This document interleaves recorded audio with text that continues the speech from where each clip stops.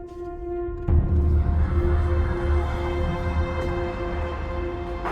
Friends, cinema കാണിക്കുന്ന ശരിക്കും ഇതിൻ്റെ ഇച്ചിരിയുടെ എലാബറേറ്റ് ആയിട്ടുള്ള വേറെ സ്റ്റൈലിലുള്ള വേർഷനാണ്. എന്തുകൊണ്ട് ഇവർക്ക് ഇങ്ങനെ ജീവിക്കേണ്ടി വരുന്നു, അവരുടെ ഗതികേട് എന്തുവാണ് കാണിക്കാൻ ശ്രമിക്കുന്നു, അത് പെർഫെക്റ്റ് ആണ്. ഇൻട്രോ അടിപൊളിയാണ്, ഇല്ലെന്ന് പറയുന്നില്ല. മുമ്പോട്ട് വരുന്തോറും കാണിച്ചു വരുന്നതിനകത്ത് പെട്ടെന്നൊരു കല്ലുകടി വരുവാണെങ്കിൽ കുട്ടനാട് എവിടെയോ ഉള്ളൊരു പോലീസുകാരൻ്റെ കണ്ണിക്കോടാണ് POV. 2 പാട്ടുകൾക്കകത്ത് തുടക്കത്തിലെ ഒരു പാട്ടിനകത്ത് ആദിവാസികളുടെ ലോകം എന്തുവാന്ന് കാണിക്കുന്ന സംഭവം അടിപൊളിയാണ്. പിന്നെ ഒരു പാട്ടിനകത്ത് ഇവൻ്റെ ലോകം കാണിക്കുന്നത് അതും അടിപൊളിയാണ്. ഈ ഇടയ്ക്കത്തെ ഈ പ്രേമത്തിൻ്റെ സീൻ ഇത്രയും ഡീപ്പാക്കേണ്ട യാതൊരു കാര്യമില്ലായിരുന്നു. അത് ഭയങ്കര ഹൈപ്പ് ചെയ്യാം എന്നായിരിക്കും പുള്ളി പ്രതീക്ഷിച്ച ഒരു പക്ഷേ അതുണ്ടായില്ല. ആ ഹൈപ്പ് നമുക്ക് കിട്ടുന്നില്ല. ആദിവാസികളെ തീവ്രവാദിയായിട്ട് മുദ്ര കുത്തിയ പുള്ളിയാണ്. അവിടെ നിന്നാണ് ഇത് കൈവിട്ട് പോകുന്നത്. അതൊന്നും ഇതിലില്ല. ആരുടെ ഒരു കുറ്റവും ഇല്ല. വളരെ വളരെ സൗന്ദര്യപൂർവ്വം മറച്ചു വെച്ച ഒരു പൊല്യൂട്ടഡ് തിരക്കഥ, അത്രേ പറയാറ്.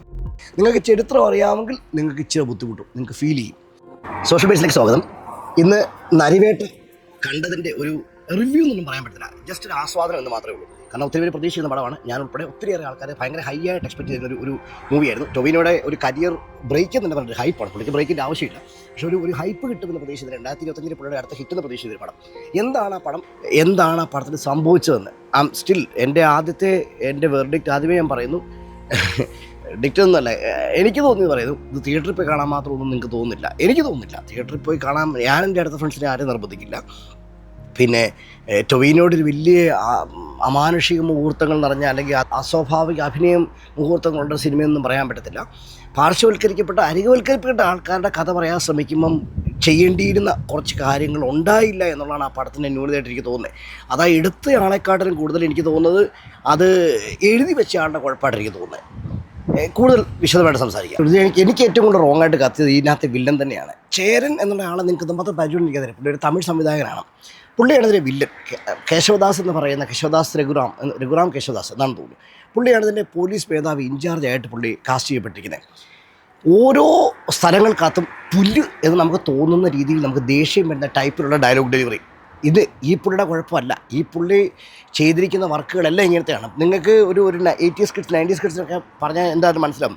നിങ്ങൾ പഴയ ഓട്ടോഗ്രാഫ് എന്നുള്ള സിനിമ കണ്ടാണ്. ഈ പുള്ളിയുടെയാണ് തമിഴിലെ ഏറ്റവും ഹിറ്റുകളിൽ ഒരെണ്ണമായിരുന്നു ഓട്ടോഗ്രാഫ് എന്ന് പറഞ്ഞ പടം. ഒരു പ്രേമത്തിനൊക്കെ മുമ്പേ പ്രേമം പോലെ എടുത്തിരുന്ന 3 കാലഘട്ടങ്ങളിൽ ഇങ്ങനെ പിള്ളേരെ പ്രേമിച്ച് പോയതിൻ്റെ ഓർമ്മകൾ പറയുന്ന അല്ല തിരിച്ചു പോയതിനൊക്കെ അതിനെ ടച്ച് ചെയ്യാൻ ശ്രമിക്കുന്ന ഒരു നല്ല പടമായിരുന്നു ഈ പുള്ളിയുടെ തിരക്കഥ. ഈ പുള്ളി എടുത്ത പടം പുള്ളി അതിനെ അഭിനയിക്കുകയും ചെയ്തു. വമ്പൻ ഹിറ്റ്. ഇത് പുള്ളിയുടെ സ്റ്റൈൽ ഓഫ് ആക്ടിംഗ് എന്ന് പറഞ്ഞാൽ അങ്ങനെയാണ്. ഡയലോഗ് ഡെലിവറി ആയിക്കോട്ടെ, ആക്ടിങ് ആയിക്കോട്ടെ, അതിൻ്റെ സ്പേസിങ് ആയിക്കോട്ടെ, എല്ലാം അങ്ങനെ തന്നെയാണ്. Doesn't matter. എന്തിനാണ് പുള്ളി ഇവിടെ കൊണ്ടുപോകുന്നുള്ളത് നമുക്കറിയത്തില്ല. അതാണ് ആ പടത്തിൻ്റെ ഏറ്റവും വലിയൊരു അപാകതയായിട്ട് എനിക്ക് തോന്നിയത്. ഇനി അങ്ങോട്ട് പലതുണ്ട് എങ്കിലും ഇതൊരു ഭയങ്കര ബുദ്ധിമുട്ടായിരുന്നു. ഭയങ്കര കല്ല് കടിച്ച് കണ്ടിരിക്കേണ്ടി വന്ന ഒരു കഥാപാത്രം. ആ കാസ്റ്റിംഗ് എന്തിനെന്ന് നമ്മളിങ്ങനെ ഓരോ തവണ അത്ഭുതപ്പെട്ട് ചോദിച്ചുകൊണ്ട് പോകുന്ന ലെവലിലുള്ളൊരു കാസ്റ്റിംഗ്.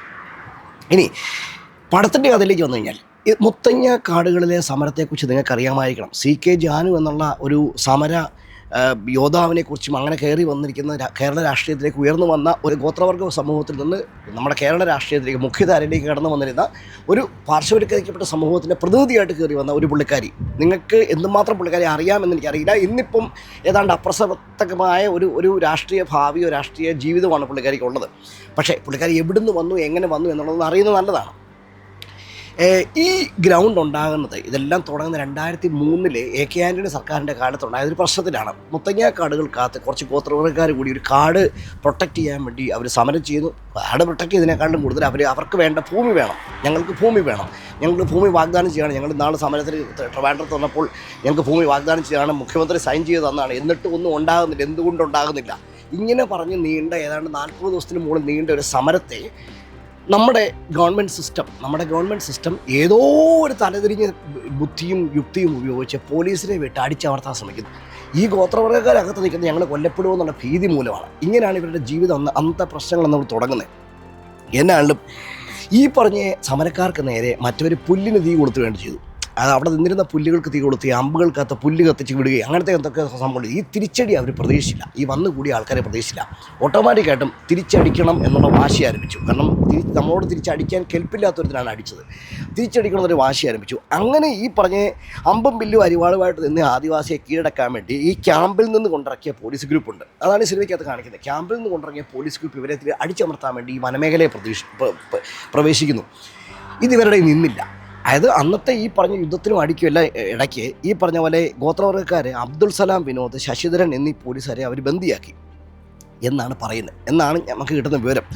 എന്നാണല്ലോ അതോടുകൂടി പോലീസിൻ്റെ കൺട്രോൾ വിട്ടു. പിന്നെ ഒരു നരനായാട്ടെന്ന് പറഞ്ഞത്, അതാണ് ഈ നരിവേട്ട എന്നുള്ള വാചകത്തിന് ആ രീയുടെ ആ വള്ളിയും എടുത്ത് കളഞ്ഞത്. നരവേട്ട എന്നുള്ള വാചകം കറക്റ്റാണ്. എനിവേ ടൈറ്റിലിംഗ് ഒക്കെ അടിപൊളിയാണ്, ചെയ്തിരിക്കുന്ന പടത്തിൻ്റെ സ്റ്റൈലിംഗ് ഒക്കെ അടിപൊളിയാണ്, സമ്മതിക്കുന്നു. പക്ഷേ അന്ന് ബന്ദിയാക്കപ്പെട്ട ഈ വിനോദ് എന്ന് പറയുന്ന ഒരു പോലീസുകാരൻ അന്ന് കൊല്ലപ്പെട്ടു.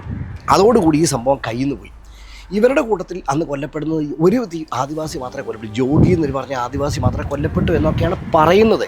പക്ഷേ സിനിമ കാണിക്കുന്നത് ശരിക്കും ഇതിൻ്റെ ഇച്ചിരിയുടെ എലാബറേറ്റ് ആയിട്ടുള്ള വേറെ സ്റ്റൈലുള്ള വേർഷനാണ്. ഇത് തുടക്കം മുതൽ കാണിക്കാൻ ശ്രമിക്കുന്നത് എന്തുകൊണ്ട് ഇവർക്ക് ഇങ്ങനെ ജീവിക്കേണ്ടി വരുന്നു, അവരുടെ ഗതികേട് എന്തുവാണ് കാണിക്കാൻ ശ്രമിക്കുന്നു. അത് പെർഫെക്റ്റാണ്, ഇൻട്രോ അടിപൊളിയാണ്, ഇല്ലെന്ന് പറയുന്നില്ല.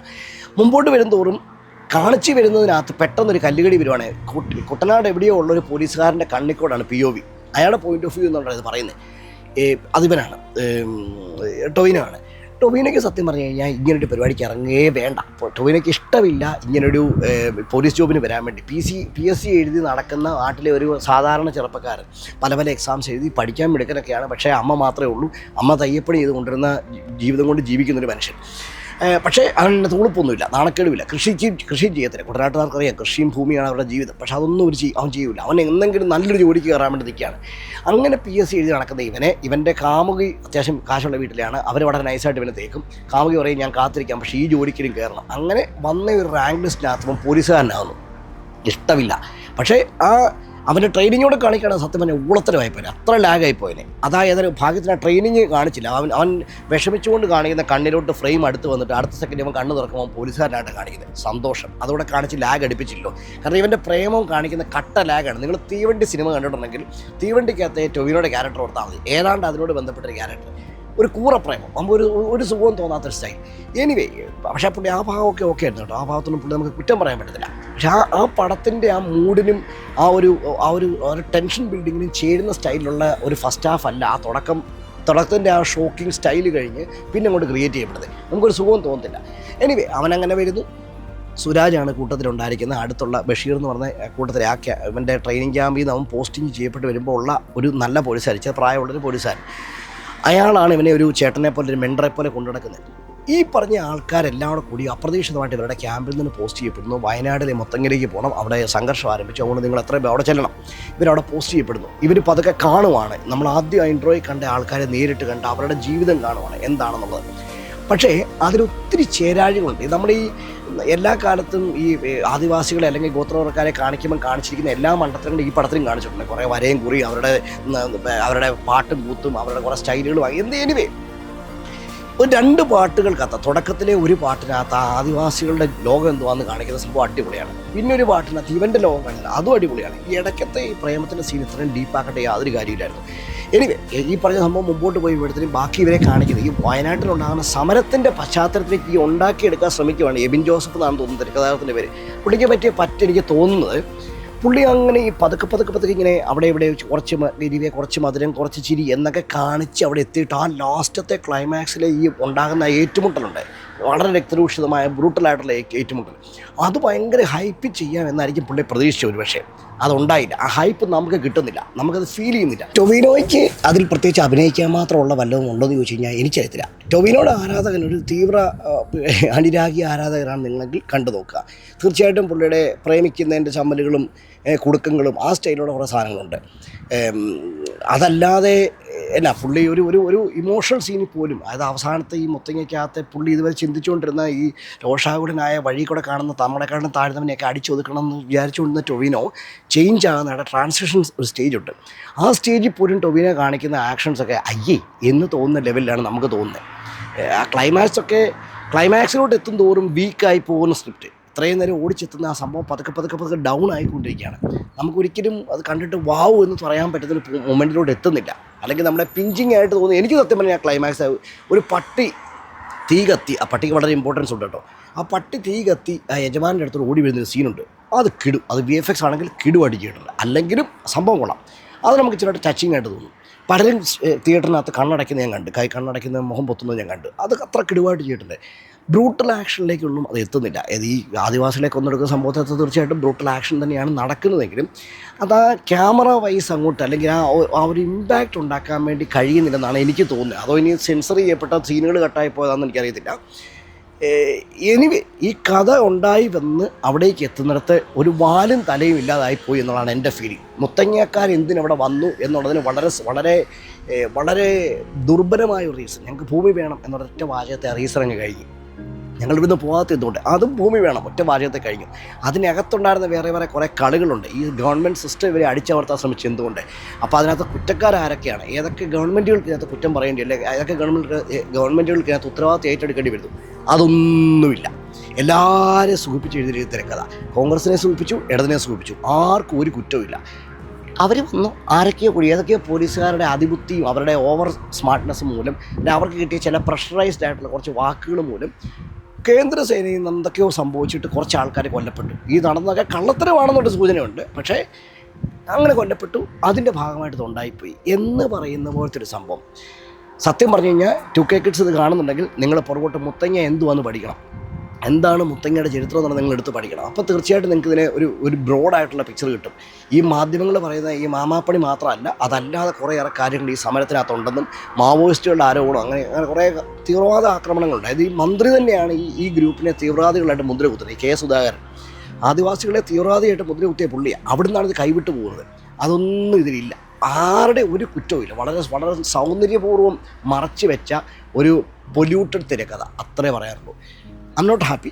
ഞാൻ റെക്കമെൻഡ് ചെയ്യത്തില്ല. ഞാൻ ഹാപ്പി അല്ല എന്ന് തീർത്ത് പറയുന്നു. പിന്നെ ബാക്കിയുള്ളത് നിങ്ങൾക്ക് സ്ക്രീനിൽ കാണാം. സ്ക്രീനിൽ കാണുമ്പോൾ OTTക്കകത്ത് കണ്ടിട്ട് നിങ്ങൾക്ക് ചരിത്രം അറിയാമെങ്കിൽ നിങ്ങൾക്ക് ഇച്ചിരി ബുദ്ധിമുട്ടും, നിങ്ങൾക്ക് ഫീൽ ചെയ്യും ഇതിങ്ങനെ അല്ലായിരുന്നു പറയേണ്ടിയിരുന്നത്. ചരിത്രം അറിയാത്ത ഒരാളെ സംബന്ധിച്ചും പുള്ളിയുടെ അടുത്ത ഒരു റിയലിസ്റ്റിക് ആക്ഷൻ മൂവി എന്നുണ്ടാക്കാൻ ശ്രമിച്ചു, അല്ലെങ്കിൽ ഒരു ഫിക്ഷൻ മൂവി ഉണ്ടാക്കാൻ ശ്രമിച്ചു എന്ന് കണക്ക് കൂട്ടിയാൽ മതി. അതിന് മുകളിലൊന്നും വലിയ സംഭവമൊന്നുമില്ല. അപ്പോൾ ശരി.